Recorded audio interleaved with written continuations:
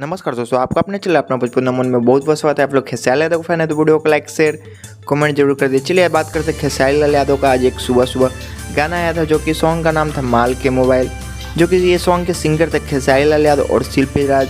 मैं आप लोगों को बता दूं ये सॉन्ग मात्र 12 घंटे में 1 मिलियन से ज़्यादा लोगों ने ये गाना को रुको सुना। जरा, सबर करो।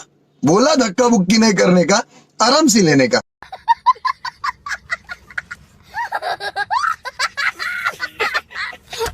काफ़ी ज़्यादा ये गाना बज भी रहा है इंस्टाग्राम फेसबुक जहाँ देखो वहाँ पे खेसारी लाल यादव का ये गाना बज भी रहा था, जो कि गीत था अखिलेश कश्यप का और संगीत था रोशन सिंह। कंपोजर ये सॉन्ग के थे शुभम तिवारी, जो कि काफ़ी ज़्यादा अपने ये सॉन्ग को प्यार दिया, जो कि मात्र 12 घंटे में 1 मिलियन क्रॉस हो चुका है, जो कि अन्नपूर्णा फिल्म से आज ही सुबह में रिलीज़ किया गया था। आई होप आप लोगों को वीडियो अच्छा लगे तो लाइक कर दे, चैनल पर चैनल को सब्सक्राइब कर ले ताकि ऐसी अपडेट आता रहो।